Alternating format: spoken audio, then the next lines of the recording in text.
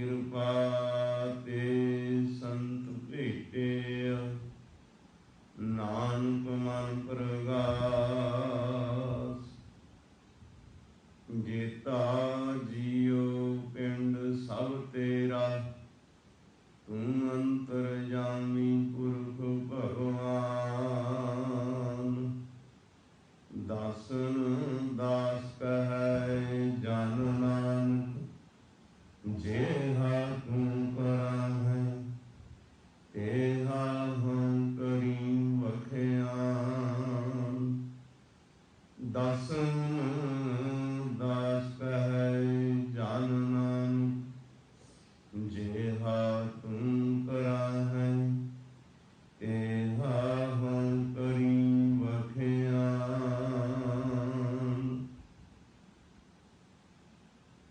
शतर चवर तखत दे मालिक, दसों पातशाहियों के स्वरूप हाजरा हजूर, याहरा हजूर, जुग जुग अटल। धन आद श्री गुरु ग्रंथ साहिब महाराज, सतगुरु सच्चे पातशाह जी दे पावन पवित्र दरबार विखे सुभाएमान गुरु रूप गुरु स्वरूप सत संगी जन, वडभागे हो धन ताले योग हो, जो कि सतगुरु सच्चे पातशाह जी दे पावन पवित्र दरबार की हाजरी कर रहे हो। मानयोग सत संगी जन, गुरु फतेह प्रवान करो। वाहिगुरु जी का खालसा, वाहिगुरु जी की फतेह। मानयोग सत संगी जनों, जो कितने समय तो ये विचार बन रहा सी कि जो गुरु ग्रंथ साहिब जी दे अंदर वारां दा पाठ है, गुरु ग्रंथ साहिब जी दे अंदर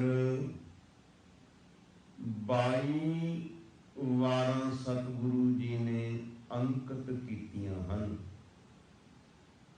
तो पहली वार जिहड़ी है वो श्री राग दी है, अते दूसरी वार जिहड़ी है राग माघ दी है।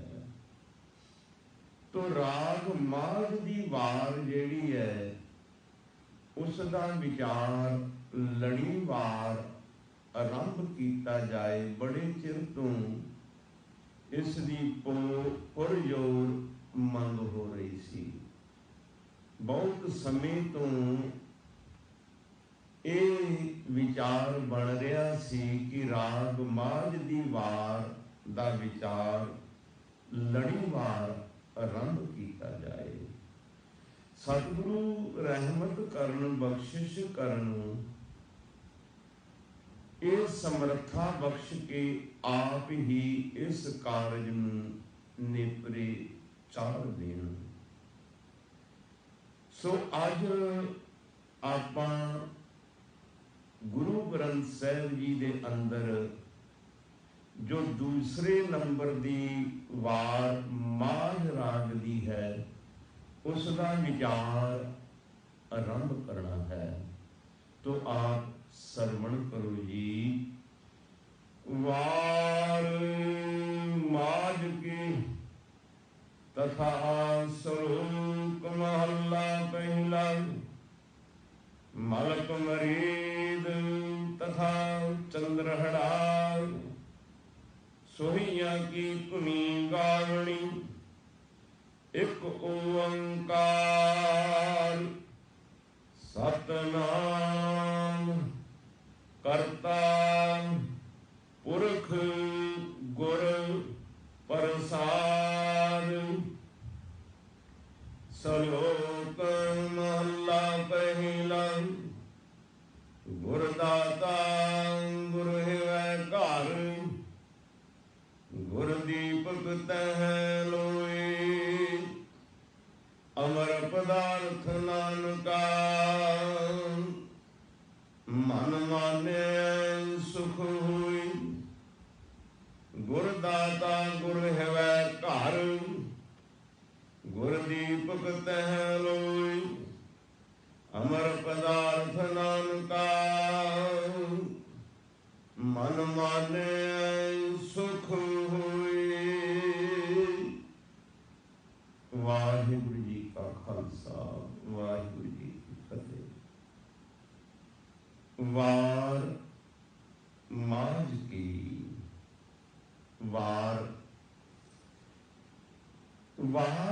शब्द है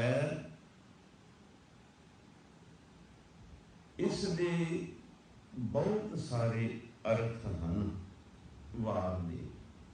मैं पहला दस चुकिया गुरु ग्रंथ साहिब जी दे अंदर सतगुरु जी ने 22 वारां अंकित कीतियां हैं। दूसरे नंबर की जो वार है ये माझ राग दी है। वार दे अर्थ विद्वाना ने बहुत कीते ने। वार का मतलब हुंदा है प्रहार करना। जिस वेले जंग युद्ध हुंदा है ना, ते योधे सूरमे जंग युद्ध दे विच लड़दे ने। अजकल ते जंग युद्ध तलवारां कृपानां दा रहा नहीं। पहले समय दे विच एक दूजे दे आमनो सामने हो के शस्त्रां दे नाल जंग युद्ध करदे सन। ते योधे सूरमे एक दूसरे दे उत्ते वार करदे सन। वार नूं कहा जांदा है प्रहार भी करना, अगले दे उपर हमला करना, चोट करनी। वार का मतलब प्रहार। वार का अर्थ लड़ाई भी है, जंग भी है, युद्ध भी है। फिर वार का अर्थ ओढ़क, अंत। जिवें गुरु ग्रंथ साहिब जी के अंदर आउंदा है, हर जीओ लेखे वार ना आवे, तू बख्श मिलावनहार। हे परमेश्वर जी, तुसी बख्शनहार हो, बख्श के मिला लैण वाले हो। लेखा वार ना आवी, जे तुसी साडा लेखा पता करन लगे ते फिर अंत पारावार कोई ओढ़क आना नहीं। वार का मतलब अंत, ओढ़क। कोई ओढ़क नहीं आना, कोई अंत नहीं आना। वार का मतलब अंत, ओढ़क। फिर वार का मतलब होर भी गुरु ग्रंथ साहिब जी के अंदर अंकित किया है। नानक सीज एवेहा वार, बहुड़ न होई जन्मड़ा। ये मनुखा जन्म मिलिया, इस जन्म दे विच वार। नानक ये मौका मिलिया, समा मिलिया, मौका।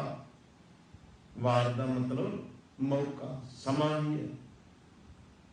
एक चल है, एक चल सा, सब अपनी वार। वार का मतलब वारी भी है। बच्चे खेडते ने, बच्चे कहते ने भी हुण मेरी वार है, तेरी वार पुग गई, हुण मेरी वार है। वार का मतलब वारी भी है। वार का मतलब वारी भी है। जपजी साहिब जी दे आपां अंदर पढ़ते ने, जे सोची लख वार। वार का मतलब जे तू लखां वारी, लखां वारी। वार का मतलब वारी भी है। ते वार का मतलब चिर भी है, देरी भी है। जिवें आउंदा बाणी दे अंदर, जिन मानस ते देवते किए करत न लागी वार। जिस वाहिगुरु ने मनुखा तो देवते बना दिते, करत न लागी वार। बनाउंदियां कोई वार नहीं लग्या, देर नहीं लगी, ढिल नहीं लगी। ढिल नूं, देर नूं भी वार कहा जाता है। ते वार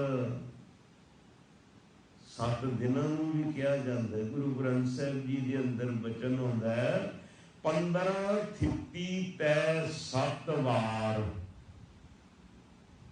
जिवें महीने दियां 15 थिप्पी तै 7 वार। महीने दे अंदर 15 ਥਿੱਤਾਂ ਲੈਂਦੀਆਂ ਨੇ ਤੇ 15 ਥਿੱਤਾਂ ਚੜ੍ਹਦੀਆਂ ਨੇ ਸਨਾਤਨ ਧਰਮ ਮੁਤਾਬਕ। ਸੁਦੀ ਤੇ ਵਧੀ ਜਿਸ ਨੂੰ ਕਹਿੰਦੇ ਆ। 15 ਦਿਨ ਦੀਆਂ ਥਿੱਤਾਂ ਮੰਨੀਆਂ ਜਾਂਦੀਆਂ, 15 ਚੜ੍ਹਦੀਆਂ ਤੇ 15 ਉਤਰਦੀਆਂ। ਤੇ ਹਜ਼ੂਰ ਕਹਿੰਦੇ ਨੇ 15 ਥਿੱਤੀ ਤੈ 7 ਵਾਰ। ਵਾਰ ਦਿਨ, ਵਾਰ ਤੋਂ ਭਾਵ ਦਿਨ ਵੀ ਹੈ। ਵਾਰ ਤੋਂ ਭਾਵ ਇੱਥੇ ਗੁਰੂ ਸਾਹਿਬ ਜੀ ਨੇ ਇਸ ਵਾਰ ਦੇ ਅੰਦਰ ਵਾਰ ਦਾ ਅਰਥ ਕੀ ਲਿਆ? ਕਈ ਵਾਰੀ ਇੱਕ ਸ਼ਬਦ ਦੇ ਬਹੁਤ ਅਰਥ ਨਿਕਲਦੇ ਨੇ। ਜਿਵੇਂ ਹੁਣ ਆਪਾਂ ਹਰ ਸ਼ਬਦ ਹੈ ਗੁਰੂ ਗ੍ਰੰਥ ਸਾਹਿਬ ਜੀ ਦੇ ਅੰਦਰ ਵਾਰ-ਵਾਰ ਆਉਂਦਾ ਹੈ। ਹਰ ਸ਼ਬਦ ਦੇ ਬੜੇ ਅਰਥ ਨੇ। ਹਰ ਮੈਨੇ ਹਰੀ ਪਾਕ ਪਰਮੇਸ਼ਵਰ ਵਾਹਿਗੁਰੂ, ਹਰ ਮੈਨੇ ਵਿਸ਼ਨੂੰ, ਹਰ ਮੈਨੇ ਬ੍ਰਹਮਾ, ਹਰ ਮੈਨੇ ਸੂਰਜ, ਹਰ ਮੈਨੇ ਚੰਦਰਮਾ, ਹਰ ਮੈਨੇ ਬਾਂਦਰ ਵੀ ਹੁੰਦਾ ਹੈ, ਹਰ ਮੈਨੇ ਡੱਡੂ ਵੀ ਹੁੰਦਾ ਹੈ, ਹਰ ਮੈਨੇ ਸੱਪ ਵੀ ਹੁੰਦਾ ਹੈ, ਹਰ ਮੈਨੇ ਪਾਣੀ ਵੀ ਹੁੰਦਾ ਹੈ। ਬਹੁਤ ਅਰਥ ਹਰ ਦੇ ਬਣਦੇ ਨੇ। ਇੱਕ ਵਿਦਵਾਨ ਨੇ ਬੜੀ ਸੁੰਦਰ ਬੁਝਾਰਤ ਬਣਾਈ ਹੈ। ਉਹ ਹਰ ਸ਼ਬਦ ਹੀ ਆਪਣੀ ਬੁਝਾਰਤ ਦੇ ਅੰਦਰ ਵਰਤ ਰਿਹਾ, ਦੂਸਰਾ ਸ਼ਬਦ ਹੀ ਨਹੀਂ ਵਰਤਿਆ ਉਸਨੇ। ਉਹ ਕਹਿੰਦਾ ਹਰ ਬੋਲਿਓ, ਹਰ ਨੇ ਸੁਣਿਓ, ਹਰ ਗਿਓ ਹਰ ਕੇ ਪਾਸ, ਹਰ ਤੋਂ ਹਰ न मिल गयो, हर उठ चलियो निराश। हर बोलियो, हर मैंने डड्डू डड्डू बोलिया, हर बोलियो हर ने सुनियो, हर मैंने सप, सप नूं भी हर कहिंदे ने, डड्डू नूं भी हर कहिंदे ने। हर बोलियो हर ने सुनियो, सप ने सुनिया भी डड्डू बोलदा मेरी खुराक बोल रही है। ते सप जिहड़ा है ना डड्डू नूं खाण वास्ते डड्डू ਵੱਲ ਨੂੰ ਵਧਿਆ, ਅੱਗੇ ਨੂੰ ਗਿਆ। हर बोलियो हर ने सुनियो, हर ਗਿਓ हर के पास। सप जिहड़ा सी डड्डू दे कोल गया डड्डू नूं खाण वास्ते। हर बोलियो हर डड्डू बोलिया, हर ने सुनियो सप ने सुनिया, हर क्यों हर के पास। सप गया डड्डू दे पास खाण वास्ते। डड्डू ने वेख्या कि सप आउंदा मैनूं खा जावेगा। हर तो हर मैं मिल गयो, पानी नूं भी हर कहिंदे ने। अगे छप्पड़ सी, टोभा सी। जिस वेले डड्डू ने वेख्या भी सप आउंदा मैनूं खा जावेगा, डड्डू ने छाल मारी ते पानी दे विच जा लुकिया। हर तो हर मैं मिल गयो, हर उठ चलियो निराश। उसने बड़ी सुंदर बनाया है, एक बात बनाई है। वो कहते हर बोलियो डड्डू बोलिया, हर ने सुनियो सप ने सुनियो सुनिया। हर क्यों हर के पास, सप गया डड्डू दे कोल। हर तो हर मैं मिल गयो, डड्डू पानी दे विच जा मिलिया, छप्पड़ दे टोभे दे विच जा मिलिया। हर उठ चलियो निराश, सप निराश ही उठ के वापस आ गया। एक एक शब्द दे बहुत बहुत अर्थ बन जाते हैं। जिवें वल, वल आपां कहने जी ये की है?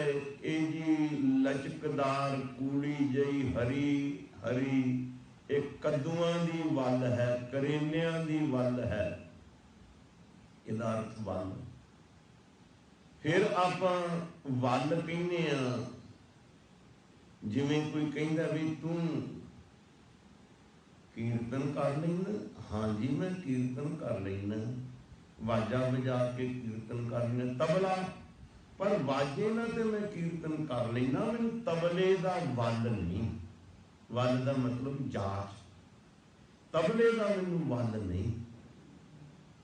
ते फिर वल जिवें कोई दो पार्टियां ने, तू किहड़ी पार्टी दे वल है, मैं ते इस पार्टी दे वल हाँ। फिर कई बारी कोई एक दूसरे नूं मिलदा है, वो पुछदा सुणाओ महाराज की हाल है, अगों जवाब देने वाला कहंदा बई सेहत वल है, अगे कुछ मेरी सेहत ढिली जही सी, हुण सेहत वल है, ठीक है। वल का मतलब जे कोई मुंडा कुड़ी बिगड़ जाए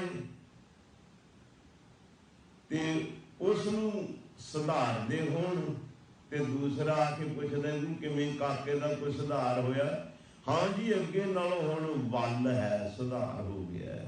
देखो वल दे किन्ने अर्थ ने। इसी तरह कई कई शब्दां दे बहुत अर्थ ने।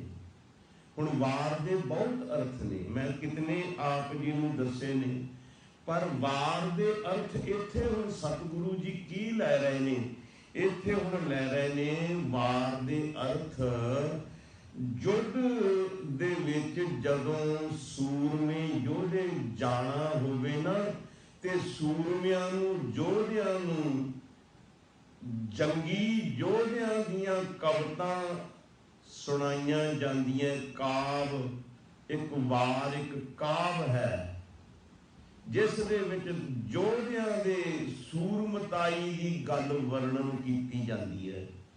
ढाडी लोग सुणाउंदे ने भी ढाडियां ने फलाने योधियां दी वार सुनाई, फलाने शहीदां दी वार सुनाई। ते पंजाबी जिहड़े लेखक ने ना, उन्होंने बहुत सारी पंजाबी दे विच ही, गुरमुखी दे विच ही योधियां दे करतब, योधियां दे जंगी शहीदी करतब वारां दे विच ही अंकित कीते ने जी। ढाडी जिहड़े ने जिस वेले योधे की गल करते ने ना, भी किस तरह वो जंगे मैदान दे विच जाके लड़िया, किस तरह उसने दुश्मन दे नाल दो हथ कीते, वो फिर ढाडी वार दे एक काव है, उस दे विच सुणाउंदे ने, बयान करते ने। वार एक काव्य है, काव कविता, जंगी योधियां दीयां सिफतां सुनाउणियां, वार उसनूं भी कहा जाता है। फिर गुरु ग्रंथ साहिब जी दे अंदर जितनियां वारां आईयां ने ना, असल दे विच वारां हन पौड़ियां। आशा जी की वार है ना 24 पौड़ियां ने, इहदे नाल सलोक ते छक्के मिक्स किए गए हैं। वार असल दे विच पौड़ियां दे संग्रह नूं कहा जाता है। गुरु ग्रंथ साहिब जी दे अंदर जदों रागी सिंह किते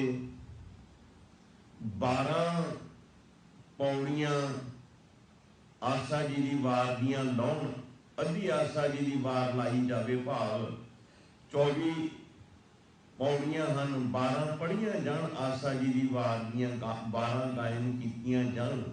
ते भाई साहब फिर पता की अरदास करते हैं, हे सतगुरु सच्चे पातशाह जी, आप जी दे हजूर आशा जी की वार दियां 12 पौड़ियां सलोकां अते छक्कियां समेत पढ़ियां गईयां।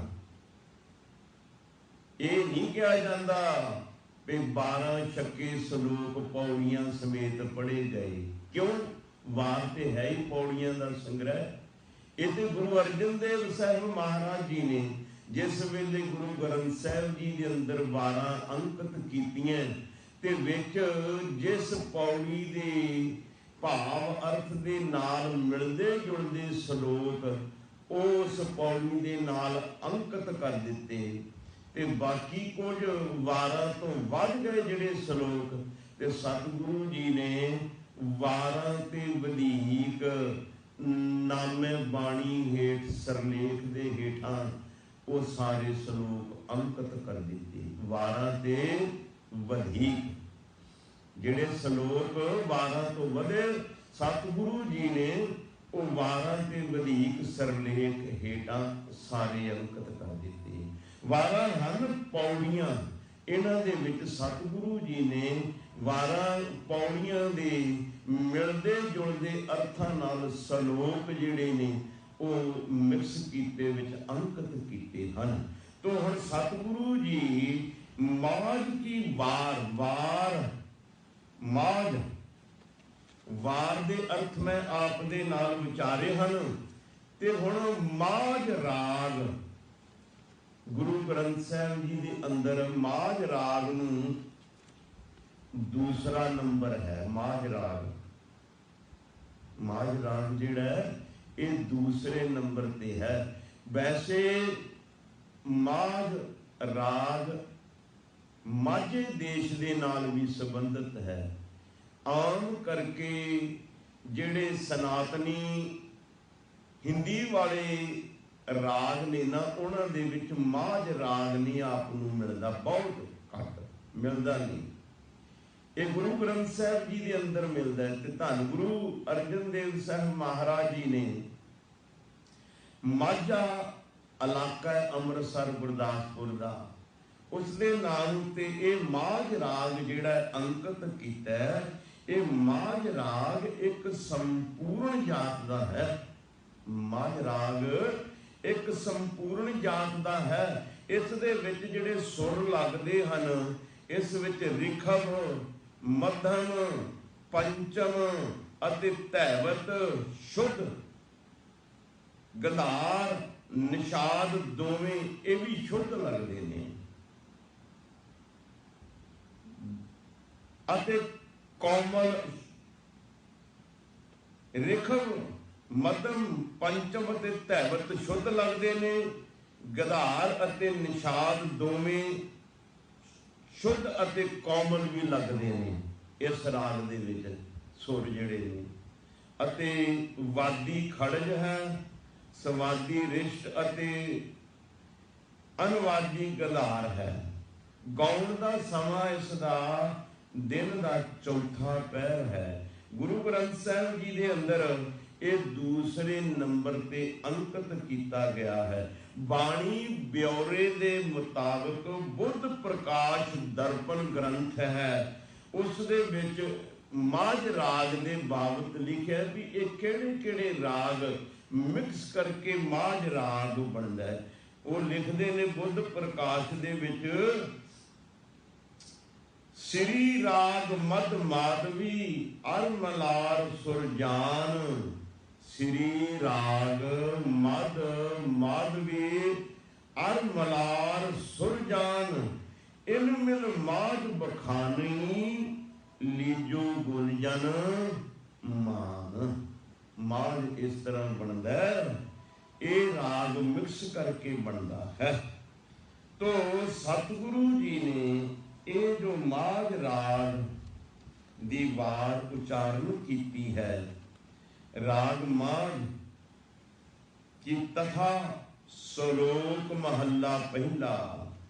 वार माझ की तथा श्लोक महला पहला। इस दे विच महले पहले दे श्लोक हन। श्लोक भी एक काव है, श्लोक तो भाव उस्तति भी है, श्लोक तो भाव खुशी दे शब्द गायन करनी, ये भी है। श्लोक महला पहला, महला पहला तो भाव इस वार दे अंदर पहले पातशाह दे श्लोक दर्ज हैं। इस वार दे अंदर पहले पातशाह जी ये भी श्लोक दर्ज हैं। ते अगे चल के हजूर पातशाह जी फरमान करते ने, मालक मुरीद तथा चंद्रहड़ा सोहिया की धुनी गावणी। ये जिहड़ी वार सतगुरु जी ने माझ दे अंदर लिखी है ना, धन गुरु अर्जन देव साहब महाराज जी ने 22 वारां गुरु ग्रंथ साहब विच अंकित कीतियां ने। ਉਹਨਾਂ ਦੇ ਵਿੱਚੋਂ 9 ਵਾਰਾਂ ਦੇ ਉੱਤੇ ਯੋਧਿਆਂ ਸੂਰਮਿਆਂ ਜਿਨ੍ਹਾਂ ਨੇ ਜੰਗੇ ਮੈਦਾਨ ਦੇ ਅੰਦਰ ਦੁਸ਼ਮਣ ਦਾ ਡਟ ਕੇ ਮੁਕਾਬਲਾ ਕੀਤਾ ਜਾਂ ਸ਼ਹੀਦੀਆਂ ਪਾਈਆਂ, ਉਹਨਾਂ ਯੋਧਿਆਂ ਸੂਰਮਿਆਂ ਦੇ ਨਾਮ ਤੇ ਧੁਨੀਆਂ, ਧੁਨੀ ਕਹਿੰਦੇ ਨੇ ਸਿੱਧੇ ਲਫ਼ਜ਼ਾਂ 'ਚ, ਤਰਜ ਵੀ ਕਹਿ ਦਿੰਦੇ ਨੇ, ਟਿਊਨ ਵੀ ਕਹਿ ਦਿੰਦੇ ਨੇ।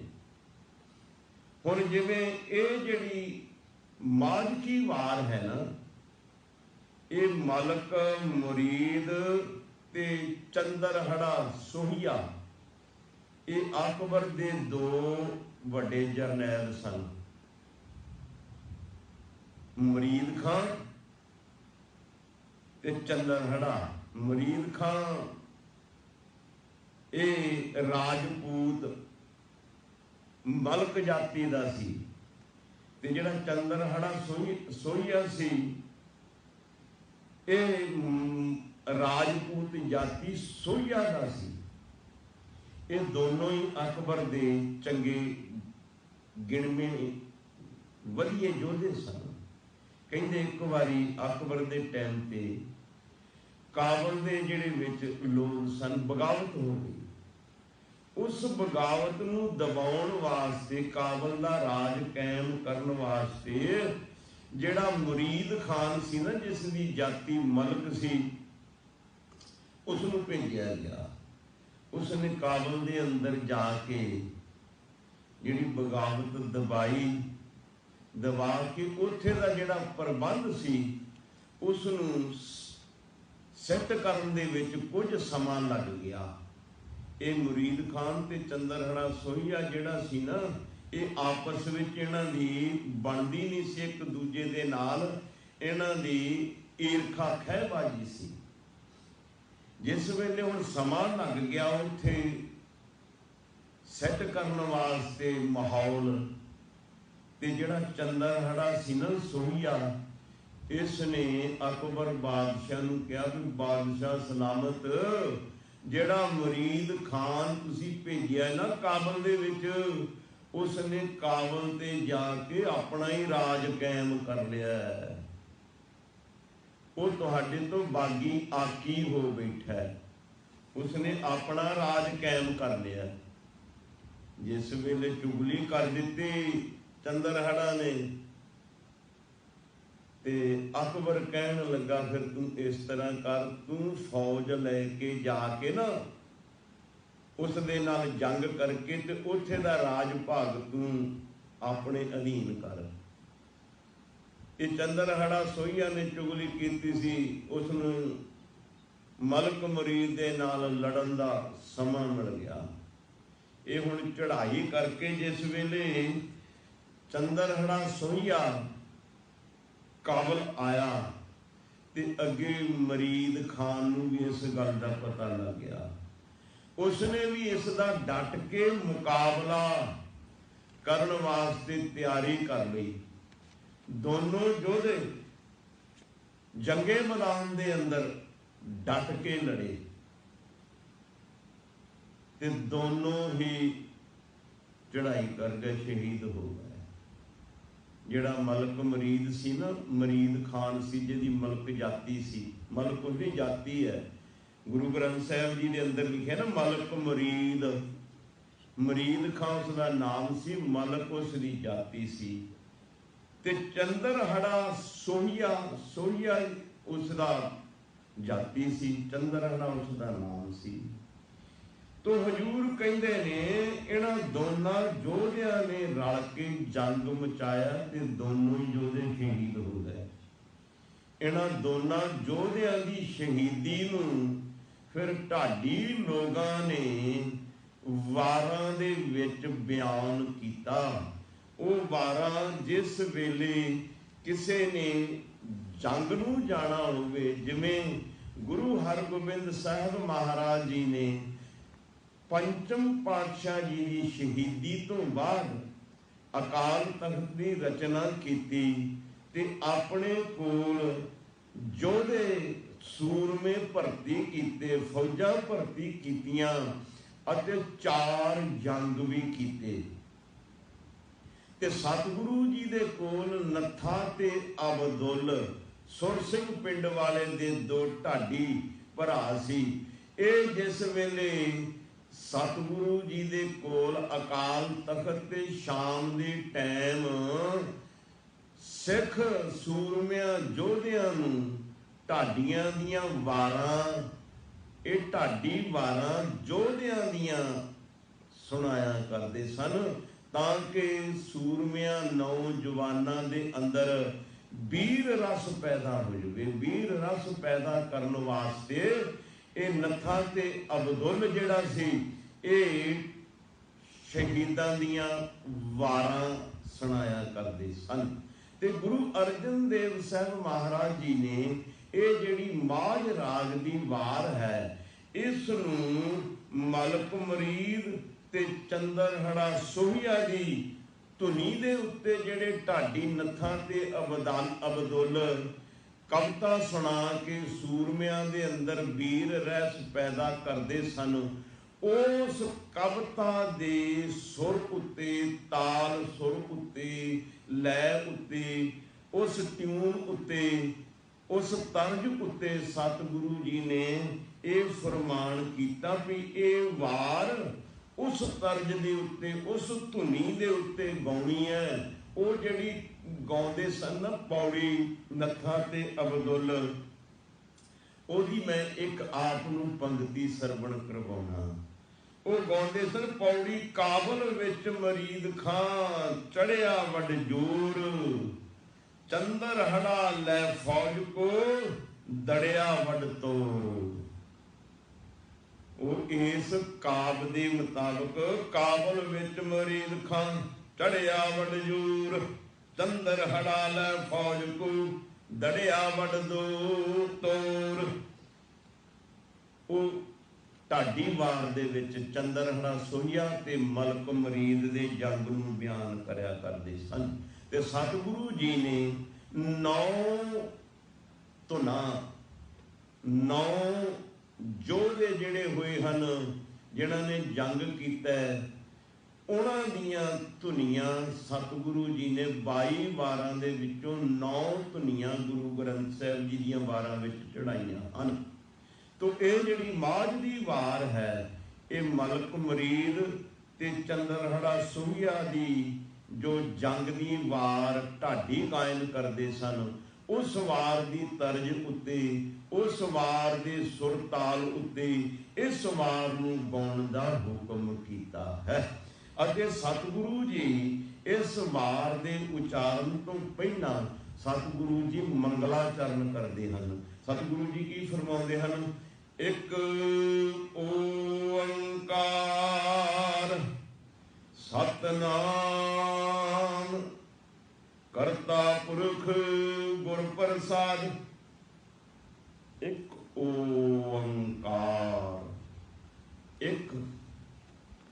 ਇੱਕ ਵਾਹਿਗੁਰੂ ਨਿਰੰਕਾਰ ਅਕਾਲ ਪੁਰਖ, ਜਿਸ ਦਾ ਇਹ ਸਾਰਾ ਆਕਾਰ ਹੈ, ਪਸਾਰਾ ਹੈ। ਇੱਕ ਓੰਕਾਰ, ਜਿਸ ਵਾਹਿਗੁਰੂ ਦਾ ਆਪਣਾ ਹੀ ਸਾਰਾ ਪਸਾਰਾ ਹੈ, ਆਪਣੇ ਆਪ ਤੋਂ ਹੀ ਜਿਸ ਨੇ ਗੁਰਬਾਣੀ ਦੇ ਅੰਦਰ ਸਤਿਗੁਰੂ ਜੀ ਨੇ ਫਰਮਾਨ ਕੀਤਾ ਹੈ, ਆਪੀ ਨੇ ਆਪ ਸਾਜਿਓ ਆਪੀ ਨੇ ਰਚਿਓ ਨਾਮ। ਦੁਈ ਕੁਦਰਤ ਸਾਜ ਕੇ ਕਰ ਆਸਨ ਡਿਠੋ ਚਾਓ, ਦਾਤਾ ਕਰਤਾ ਆਪ ਤੂੰ ਤੁਸ ਦੇਵੈ ਕਰੇ ਪਸਾਓ। ਤੂੰ ਜਾਣੋ ਹੀ ਸਭ ਸੇ ਦਿਲ ਐਸੈ ਜਿੰਦ ਕਵਾਓ, ਕਰ ਆਸਨ ਡਿਠੋ ਚਾਓ ਆਪੀ ਨੇ ਆਪ ਸਾਜਿਓ ਆਪੀ ਨੇ ਰਚਿਓ ਨਾਉ। ਆਪਣੇ ਆਪ ਤੋਂ ਹੀ ਕਰਤਾ ਪੁਰਖ ਨੇ ਬ੍ਰਹਮੰਡ ਸਾਜਿਆ, ਭਾਵ ਜਿਸ ਨੂੰ ਅਸੀਂ ਬ੍ਰਹਮ ਕਹਿੰਦੇ ਆ, ਉਹ ਬ੍ਰਹਮ ਆਪਣਾ ਸਰੂਪ ਫੈਲਾ ਕੇ ਬ੍ਰਹਮੰਡ ਬਣ ਗਿਆ। ਬ੍ਰਹਮ ਜਿਹੜਾ ਸੀ ਉਸਨੇ ਆਪਣਾ ਸਰੂਪ ਫੈਲਾਇਆ। ਇੱਕ ਓੰਕਾਰ ਵਾਹਿਗੁਰੂ ਨੇ, ਬ੍ਰਹਮ ਨੇ, ਉਹ ਫੈਲ ਕੇ ਬ੍ਰਹਮੰਡ ਬਣ ਗਿਆ।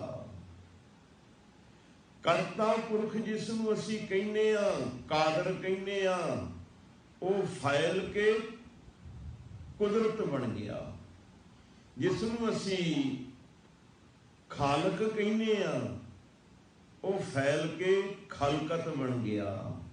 ਜਿਵੇਂ ਇੱਕ ਬੀਜ ਉਸਨੇ ਹੀ ਆਪਣਾ ਸਰੂਪ ਦਰਖਤ ਬਣਾ ਲਿਆ, ਬੀਜ ਹੀ ਨੇ ਆਪਣਾ ਸਰੂਪ ਦਰਖਤ ਬਣਾ ਲਿਆ। ਬੀਜ ਨੇ ਦਰਖਤ ਨਹੀਂ ਪੈਦਾ ਕੀਤਾ, ਬੀਜ ਖੁਦ ਆਪ ਪੈਦਾ ਹੋਇਆ, ਬੀਜ ਦਾ ਅੰਕੁਰ ਬਣਿਆ, ਅੰਕੁਰ ਦਾ ਬੂਟਾ ਬਣਿਆ, ਬੂਟੇ ਦਾ ਦਰਖਤ ਬਣਿਆ, ਦਰਖਤ ਤੇ ਡਾਲੀਆਂ, ਪੱਤੇ, ਫੁੱਲ, ਫਲ, ਫਲ ਦੇ ਅੰਦਰ ਫਿਰ ਬੀਜ ਉਹੀ ਬੀਜ ਆਪਣੇ ਆਪ ਨੂੰ ਫੈਲਾ ਕੇ ਦਰਖਤ ਬਣ ਗਿਆ। ਉਹੀ ਨਿਰੰਕਾਰ ਬ੍ਰਹਮ ਜਿਹੜਾ ਬ੍ਰਹਮੰਡ ਬਣ ਗਿਆ, ਖਾਲਕ ਖਲਕਤ ਬਣ ਗਿਆ,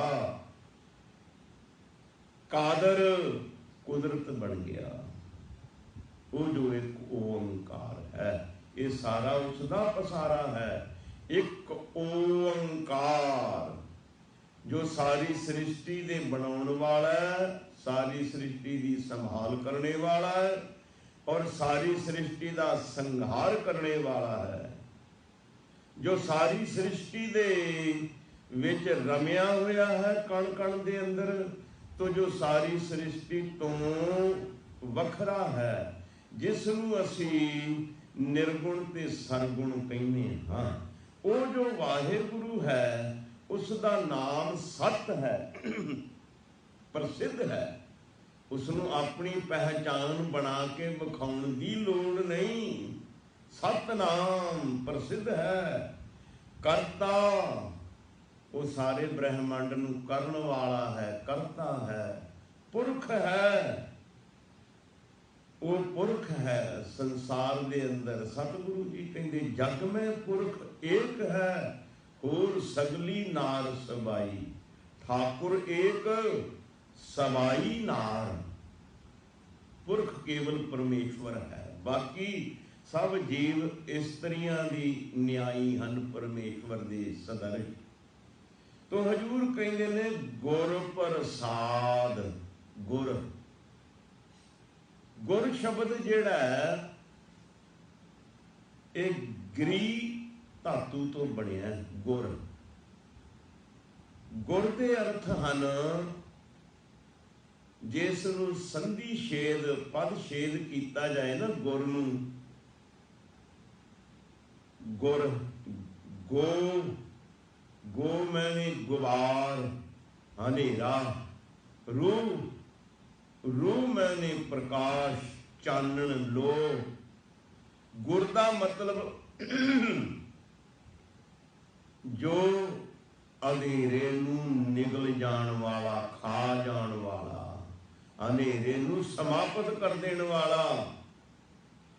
ਰਾਤ ਦਾ ਅੰਧੇਰਾ ਹੋਵੇ, ਉਸ ਨੂੰ ਦੂਰ ਕਰਨ ਵਾਸਤੇ ਤੁਸੀਂ ਸਾਰੀ ਰਾਤ ਬੇਨਤੀਆਂ ਕਰਦੇ ਰਹੋ, ਮਿੰਨਤਾਂ ਕਰਦੇ ਰਹੋ ਕਿ ਅੰਧੇਰਿਆ ਤੂੰ ਦੂਰ ਹੋ ਜਾ, ਤੇ ਅੰਧੇਰਾ ਦੂਰ ਨਹੀਂ ਹੋ ਸਕਦਾ। ਅੰਧੇਰੇ ਨੂੰ ਦੂਰ ਕਰਨ ਵਾਸਤੇ ਹੋਰ ਵੀ ਯਤਨ ਕਰਦੇ ਰਹੋ, ਅੰਧੇਰਾ ਦੂਰ ਨਹੀਂ ਹੁੰਦਾ। ਤੇ ਜਿਸ ਵੇਲੇ ਸੂਰਜ ਨਿਕਲਦਾ ਹੈ ਤੇ ਅੰਧੇਰੇ ਨੂੰ ਕਹਿਣਾ ਨਹੀਂ ਪੈਂਦਾ ਵੀ ਤੂੰ ਹੁਣ ਦੂਰ ਹੋ ਜਾ। ਸੂਰਜ ਦੀ ਰੌਸ਼ਨੀ ਜਿਹੜੀ ਹੈ ਅੰਧੇਰੇ ਨੂੰ ਨਿਗਲ ਜਾਂਦੀ, ਖਾ ਜਾਂਦੀ ਹੈ, ਖਤਮ ਕਰ ਦਿੰਦੀ ਹੈ। ਜਿਵੇਂ ਰੌਸ਼ਨੀ ਜਿਹੜੀ ਹੈ ਅੰਧੇਰੇ ਨੂੰ ਖਾ ਜਾਂਦੀ ਹੈ, ਨਿਗਲ ਜਾਂਦੀ ਹੈ, ਖਾ ਜਾਂਦੀ ਹੈ। ਗੋ ਨਾਮ ਅੰਧੇਰੇ ਦਾ ਤੇ ਰੂਹ ਨਾਮ ਪ੍ਰਕਾਸ਼ ਦਾ। ਰੂਹ ਪ੍ਰਕਾਸ਼, ਗੋ ਅੰਧੇਰਾ, ਗੁਬਾਰ। ਗੁਰੂ ਦਾ ਮਤਲਬ ਅੰਧੇਰੇ ਦੇ ਅੰਦਰ ਰੌਸ਼ਨੀ ਕਰ ਦੇਣ ਵਾਲਾ, ਪ੍ਰਕਾਸ਼ ਕਰ ਦੇਣ ਵਾਲਾ। ਗੁਰੂ ਦਾ ਮਤਲਬ ਅਗਿਆਨਤਾ ਦੇ ਅੰਧੇਰੇ ਨੂੰ ਦੂਰ ਕਰਕੇ ਗਿਆਨ ਦਾ ਪ੍ਰਕਾਸ਼ ਬਖਸ਼ ਦੇਣ ਵਾਲਾ।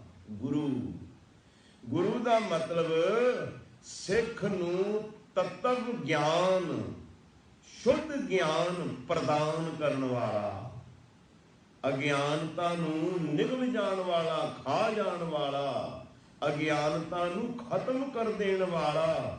ਗੁਰੂ ਸ਼ਬਦ ਦਾ ਅਰਥ ਹੈ ਅਗਿਆਨਤਾ ਨੂੰ ਖਤਮ ਕਰ ਦੇਣਾ। ਜਿਵੇਂ ਗੋ ਗਵਾਰ, ਰੂਪ ਪ੍ਰਕਾਸ਼। ਗੋ ਮੈਨੇ ਗਵਾਰ ਅੰਧੇਰਾ, ਰੂਪ ਮੈਨੇ ਪ੍ਰਕਾਸ਼। ਜਿਸ ਵੇਲੇ ਪ੍ਰਕਾਸ਼ ਹੁੰਦਾ ਤੇ ਅੰਧੇਰਾ ਖਤਮ ਹੋ ਜਾਂਦਾ ਹੈ।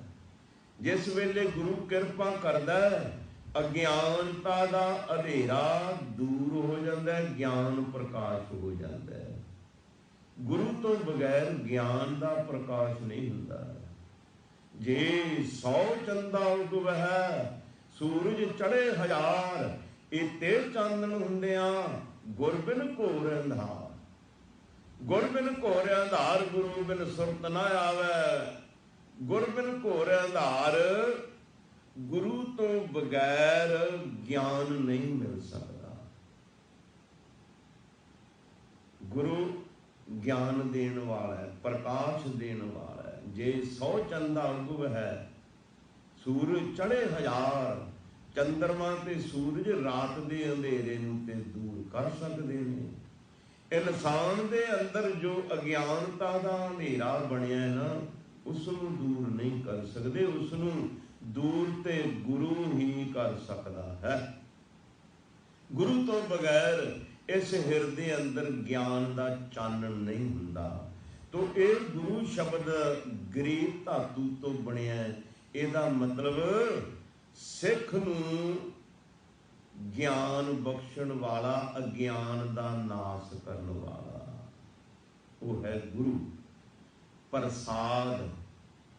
ਹੁਣ ਪ੍ਰਸ਼ਾਦ ਤੇ ਪ੍ਰਸਾਦ ਦੋ ਸ਼ਬਦ ਨੇ। ਸੱਸੇ ਦੇ ਚਰਨ ਵਿੱਚ ਬਿੰਦੂ ਦਿੱਤੀ ਜਾਵੇ ਤੇ ਪ੍ਰਸ਼ਾਦ ਬਣ ਜਾਂਦਾ ਹੈ। ਪ੍ਰਸ਼ਾਦ ਦਾ ਮਤਲਬ ਹੁੰਦਾ ਭਾਈ ਸਾਹਿਬ ਬੈਠੋ, ਪ੍ਰਸ਼ਾਦ ਪਾਣੀ ਛਕੋ। ਤੁਸੀਂ ਕੜਾਹ ਪ੍ਰਸ਼ਾਦ ਲੈ ਲਿਆ, ਜੇ ਤੇ ਬਿੰਦੂ ਦਿੰਨੇ ਆ ਤੇ ਪ੍ਰਸ਼ਾਦ ਬਿੰਦੂ ਦੇ ਨਾਲ, ਤੇ ਉਹਦਾ ਮਤਲਬ ਛਕਣ ਵਾਲਾ ਪਦਾਰਥ ਕੜਾਹ ਪ੍ਰਸ਼ਾਦ ਜਾਂ ਪ੍ਰਸ਼ਾਦ ਪਾਣੀ, ਭੋਜਨ ਪਾਣੀ। ਪਰ ਇੱਥੇ ਪ੍ਰਸਾਦ, ਪ੍ਰਸਾਦ ਦਾ ਮਤਲਬ ਕਿਰਪਾ, ਬਖਸ਼ਿਸ਼, ਕਰਮ, ਰਹਿਮਤ। ਉਹ ਜੋ ਇੱਕ ਓੰਕਾਰ ਹੈ, ਜਿਸ ਦਾ ਸਾਰਾ ਪਸਾਰਾ ਹੈ, ਜੇ ਉਹ ਪ੍ਰਸਿੱਧ ਹੈ, ਜਿਸ ਨੂੰ ਆਪਣੀ ਪਹਿਚਾਨ ਦਿਖਾਉਣ ਦੀ ਲੋੜ ਨਹੀਂ, ਜੋ ਕਰਤਾ ਹੈ ਸ੍ਰਿਸ਼ਟੀ ਦੇ ਅੰਦਰ, ਸਭ ਕੁਝ ਕਰਦਾ ਹੈ, ਜਿਸ ਨੇ ਸ੍ਰਿਸ਼ਟੀ ਰਚੀ ਹੈ। ਸ੍ਰਿਸ਼ਟੀ ਦੇ ਅੰਦਰ 4 ਖਾਣੀਆਂ ਰਚੀਆਂ ਨੇ। ਉਹ ਕਰਤਾ ਜਿਹੜਾ ਹੈ ਉਹ ਪੁਰਖ ਹੈ। ਉਹ ਜੋ ਪੁਰਖ ਹੈ ਸੰਸਾਰ ਦੇ ਅੰਦਰ, ਬਾਕੀ ਸਭ ਇਸਤਰੀਆਂ ਨੇ, ਉਹੀ ਮਰਦ ਹੈ। ਅਤੇ ਉਹ ਜਿਹੜਾ ਪੁਰਖ ਹੈ ਉਸ ਵਾਹਿਗੁਰੂ ਦੀ ਕਰਤੇ ਦੀ, ਪ੍ਰਸਿੱਧ ਨਿਰੰਕਾਰ ਦੀ ਸ੍ਰਿਸ਼ਟੀ ਨੂੰ ਰਚਨਹਾਰ ਵਾਹਿਗੁਰੂ ਦੀ ਪ੍ਰਾਪਤੀ ਗੁਰੂ ਦੇ ਪ੍ਰਸਾਦ ਦੁਆਰਾ ਹੋ ਸਕਦੀ ਹੈ। ਤੇ ਅੱਗੇ ਚੱਲ ਕੇ ਹਜ਼ੂਰ ਪਾਤਸ਼ਾਹ ਜੀ ਫਰਮਾਨ ਕਰਦੇ ਹਨ। ਸ਼ਲੋਕ ਮਹੱਲਾ ਪਹਿਲਾ। ਗੁਰ ਦਾਤਾ ਗੁਰ ਹਿਵੈ ਘਰ, ਗੁਰ ਦੀਪਕ ਤਹਿ ਲੋਏ। ਗੁਰ ਦਾਤਾ, ਗੁਰ ਮੈਂ ਪਹਿਲਾ ਅਰਥ ਕਰ ਚੁੱਕਾ ਗੁਰੂ ਦੇ। ਅਗਿਆਨਤਾ ਦਾ ਅੰਧੇਰਾ ਦੂਰ ਕਰਨ ਵਾਲਾ, ਅੰਧੇਰੇ ਦੇ ਵਿੱਚ ਰੂਪ ਪ੍ਰਕਾਸ਼ ਕਰਨ ਵਾਲਾ, ਸਿੱਖ ਦੇ ਗਿਆਨ ਨੂੰ ਨਾਸ ਕਰਨ ਵਾਲਾ। ਗੁਰ ਦਾਤਾ, ਉਹ ਜੋ ਗੁਰੂ ਹੈ ਦਾਤਾ ਹੈ। ਉਸਨੇ ਸਭ ਕੁਝ ਦਿੱਤਾ ਹੈ। ਉਸ ਵਾਹਿਗੁਰੂ ਨੇ ਸੁੰਦਰ ਸਰੀਰ ਬਖਸ਼ਿਆ, ਖਾਣ ਪੀਣ ਵਾਸਤੇ ਪਦਾਰਥ ਬਖਸ਼ੇ ਨੇ, ਪਹਿਨਣ ਵਾਸਤੇ ਬਸਤਰ ਬਖਸ਼ੇ ਨੇ। ਜੀਉ ਪਾਏ ਜਿਨ ਸਾਜਿਆ, ਦਿੱਤਾ ਪਹਿਨਣ ਖਾਣ। ਜਿਸ ਵਾਹਿਗੁਰੂ ਨੇ ਸਰੀਰ ਬਣਾ ਕੇ ਵਿੱਚ ਆਤਮਾ ਰੱਖ ਦਿੱਤੀ, ਸਵਾਸ ਭਰ ਦਿੱਤੇ, ਫਿਰ ਇਸ ਨੂੰ ਖਾਣ ਵਾਸਤੇ ਪਦਾਰਥ ਨਾਨਾ ਪ੍ਰਕਾਰ ਦੇ ਦਿੱਤੇ, ਪਹਿਨਣ ਵਾਸਤੇ ਬਸਤਰ ਬਣਾਤੇ। ਇਹ ਸਰੀਰ ਬੜਾ ਅਮੋਲਕ ਬਖਸ਼ਿਆ ਗੁਰੂ ਨੇ, ਇੱਕ ਇੱਕ ਅੰਗ ਦੀ ਕੋਈ ਕੀਮਤ ਦੇ ਨਹੀਂ ਸਕਦਾ। ਜਿਸ ਤਰ੍ਹਾਂ ਦੇ ਸਰੀਰ ਦੇ ਅੰਗ ਪਰਮੇਸ਼ਵਰ ਨੇ ਬਖਸ਼ੇ ਨੇ, ਉਸ ਤਰ੍ਹਾਂ ਦੇ ਕੋਈ ਵੀ ਦੇ ਨਹੀਂ ਸਕਦਾ। ਕਿਉਂ? ਪਰਮੇਸ਼ਵਰ ਨੇ ਅਮੋਲਕ, ਕੋਈ ਕਿਸੇ ਨੂੰ ਕਵੇ ਭਈ ਮੈਂ ਤੈਨੂੰ 10 ਲੱਖ ਰੁਪਈਆ ਦਿੰਨਾ ਤੇ ਇੱਕ ਆਪਣੀ ਅੱਖ ਕੱਢ ਕੇ ਮੈਨੂੰ ਦੇ ਦੇ, ਅਗਲਾ ਕਹਿੰਦਾ 10 ਲੱਖ ਕੋਲ, 10 ਲੱਖ ਆਪਣੇ ਕੋਲ ਰੱਖ ਤੇ ਅੱਗੇ ਨੂੰ ਤੁਰਦਾ ਬਣ, ਤੈਨੂੰ ਮੈਂ ਆਪਣੀ ਅੱਖ ਕੱਢ ਕੇ ਦੇ ਦੇਵਾਂ 10 ਲੱਖ ਦੇ ਵਿੱਚ। ਇੱਕ ਅੱਖ ਦਾ 10 ਲੱਖ ਵੀ ਅਸੀਂ ਕੋਈ ਮੁੱਲ ਨਹੀਂ ਸਮਝਦੇ। ਤੇ ਇਤਨਾ ਵੱਡਾ ਸਰੀਰ ਹੈ, 2 ਅੱਖਾਂ ਦਿੱਤੀਆਂ, 2 ਕੰਨ ਦਿੱਤੇ ਨੇ, ਨਾਸਕਾਂ ਦਿੱਤੀਆਂ, ਜ਼ੁਬਾਨ ਦਿੱਤੀ ਹੈ, ਹੱਥ ਪੈਰ ਦਿੱਤੇ ਨੇ, ਕਿੱਡਾ ਵੱਡਾ ਸਰੀਰ ਬਖਸ਼ਿਸ਼ ਕੀਤਾ ਹੈ, ਦਿਮਾਗ ਬਖਸ਼ਿਆ ਹੈ, ਅੰਦਰ ਸਵਾਸ ਜਿਹੜੇ ਨੇ ਅਮੋਲਕ ਨੇ, ਇੱਕ ਇੱਕ ਸਵਾਸ ਦਾ ਕੋਈ ਮੁੱਲ ਨਹੀਂ ਦੇ ਸਕਦਾ। ਇੱਕ ਬਜ਼ੁਰਗ ਲੋਕ, ਉਸ ਦੇ 4 ਪੁੱਤਰ, ਉਸਨੇ ਬਹੁਤ ਕਮਾਈ ਕੀਤੀ ਬਜ਼ੁਰਗ ਨੇ, ਤੇ ਜਿਸ ਵੇਲੇ ਐਂਡ ਦਾ ਸਮਾਂ ਆਇਆ, ਬਜ਼ੁਰਗ ਮੰਜੇ ਤੇ ਲੇਟਿਆ ਹੋਇਆ ਹੈ, ਸਮਾਂ ਨਜ਼ਦੀਕ ਹੀ ਹੈ, ਤੇ 4 ਪੁੱਤਰ ਕਹਿਣ ਲੱਗੇ ਬਾਪੂ ਤੂੰ ਸਾਡੇ ਵਾਸਤੇ ਬਹੁਤ ਜਾਇਦਾਦ ਬਣਾਈ, ਬੜਾ ਧਨ ਪਦਾਰਥ ਬਣਾਇਆ ਹੈ, ਦੱਸ ਅਸੀਂ ਤੇਰੇ ਵਾਸਤੇ ਕੀ ਕਰ ਸਕਦੇ ਹਾਂ। ਉਹ ਬਜ਼ੁਰਗ ਨੂੰ ਕੁਝ ਗਿਆਨ ਹੋਇਆ ਤੇ ਉਹ ਕਹਿਣ ਲੱਗਾ, ਆਪਣੇ ਮੁੰਡਿਆਂ ਨੂੰ ਸਮਝਾਉਣ ਲੱਗਾ, ਕਹਿਣ ਲੱਗਾ ਜੇ ਮੇਰੇ ਵਾਸਤੇ ਕੁਝ ਕਰ ਸਕਦੇ ਹੋ ਤੇ ਹੁਣ ਮੇਰਾ ਐਂਡ ਵਾਲਾ ਸਮਾਂ, ਸਵਾਸ ਥੋੜ੍ਹਾ ਹੀ ਰਹਿ ਗਿਆ, ਕੁਝ ਸਵਾਸ ਕਿਤੋਂ ਮਿਲ ਸਕਦੇ ਨੇ ਤੇ ਲਿਆ ਦਿਓ। ਇਹ 4 ਲੜਕੇ ਦਰ ਉੱਤੇ ਫਿਰੇ, ਹਰ ਇੱਕ ਬੰਦੇ ਨੂੰ ਕਿਹਾ ਵੀ ਜਿੰਨੇ ਮਰਜ਼ੀ ਪੈਸੇ ਲੈ ਲੈ, ਜਿੰਨੀ ਮਰਜ਼ੀ ਧਨ ਪਦਾਰਥ ਅਸੀਂ ਤੈਨੂੰ ਦੇ ਦਿੰਦੇ ਹਾਂ, ਸਵਾਸ ਜੇ ਤੂੰ ਦੇ ਦੇ। ਹਰ ਇੱਕ ਨੇ ਇਨਕਾਰ ਕਰਤੀ, ਭਾਵੇਂ ਸਾਰੇ ਬ੍ਰਹਿਮੰਡ ਦੇ ਪੈਸੇ ਰੱਖ ਦਿਓ, ਸਵਾਸ ਨਹੀਂ ਦਿੱਤੇ ਜਾ ਸਕਦੇ, ਸਵਾਸ ਨਹੀਂ ਮਿਲ ਸਕਦੇ। ਸਵਾਸਾਂ ਦਾ ਤੇ ਮੁੱਲ ਕੋਈ ਤਾਰ ਹੀ ਨਹੀਂ ਸਕਦਾ। ਸਵਾਸ ਅਮੋਲਕ ਹਨ, ਅਮੋਲਕ ਸਵਾਸ ਬਖਸ਼ੇ ਨੇ ਪਰਮੇਸ਼ਵਰ ਨੇ, ਅਮੋਲਕ ਸਰੀਰ ਬਖਸ਼ਿਆ, ਅਮੋਲਕ ਪਦਾਰਥ ਨੇ। ਹਵਾ ਅਮੋਲਕ ਹੈ, ਹਵਾ ਦਾ ਕੋਈ ਮੁੱਲ ਨਹੀਂ, ਪਰਮੇਸ਼ਵਰ ਕੋਈ ਮੁੱਲ ਨਹੀਂ ਲੈਂਦਾ। ਹਵਾ ਤੋਂ ਬਗੈਰ ਇਸ ਦਾ ਜੀਵਨ ਹੀ ਨਹੀਂ। 5 ਮਿੰਟ ਹਵਾ ਨਾ ਮਿਲੇ ਤੇ ਇਨਸਾਨ ਖਤਮ ਹੋ ਜਾਂਦਾ ਹੈ। ਇਹ ਹਵਾ ਅਮੋਲਕ ਹੈ, ਪਾਣੀ ਅਮੋਲਕ ਹੈ। ਗੱਲ ਵੱਖਰੀ, ਅਸੀਂ ਵੇਚਦੇ ਹਾਂ ਪਾਣੀ ਨੂੰ, ਪਰ ਪਰਮੇਸ਼ਵਰ ਤੇ ਨਹੀਂ ਨਾ ਵੇਚਦਾ। ਪਾਣੀ ਤੋਂ ਬਗੈਰ ਜੀਵਨ ਹੀ ਨਹੀਂ। ਪਾਣੀ ਨਾ ਮਿਲੇ ਕੀ ਹੋਇਆ ਜੀ? ਪਾਣੀ ਖਤਮ ਹੋ ਗਿਆ, ਚੜਾਈ ਕਰ ਗਿਆ। ਪਾਣੀ ਅਮੋਲਕ ਹੈ, ਪਰਮੇਸ਼ਵਰ ਨੇ ਦਿੱਤਾ, ਪਰ ਪੈਸਾ ਕੋਈ ਨਹੀਂ ਲੈਂਦਾ। ਹਵਾ ਅਮੋਲਕ ਹੈ, ਸਵਾਸ ਅਮੋਲਕ ਨੇ, ਧਰਤੀ ਅਮੋਲਕ ਹੈ। ਧਰਤੀ ਨਾ ਹੋਵੇ ਤੇ ਰਵੇਗਾ ਕਿੱਥੇ?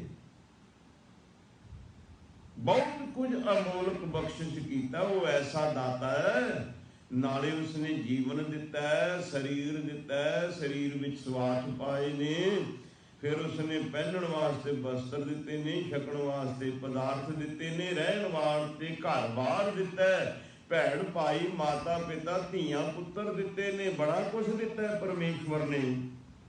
ਐਸਾ ਉਹ ਦਾਤਾ ਹੈ, ਕੇਵਲ ਤੇ ਕੇਵਲ ਮਨੁੱਖ ਨੂੰ ਨਹੀਂ, ਸਮੁੱਚੇ ਬ੍ਰਹਮੰਡ ਨੂੰ ਸਭ ਕੁਝ ਦਿੰਦਾ ਹੈ, ਪਸ਼ੂ ਪੰਛੀਆਂ ਨੂੰ ਵੀ ਦਿੰਦਾ ਹੈ। 84 ਲੱਖ ਜੋਨ ਪਾਈ ਰਿਜਕ ਦਿਆ, ਸਭ ਹੂੰ ਕੋ ਤਦਕਾ, ਸਭ ਨੂੰ ਰਿਜਕ ਰੋਟੀ ਦਿੰਦਾ ਹੈ। ਉਹ ਗੁਰ ਦਾਤਾ, ਗੁਰ ਹਿਵੈ ਘਰ, ਹਿਵੈ ਕਹਿੰਦੇ ਨੇ ਬਰਫ ਨੂੰ।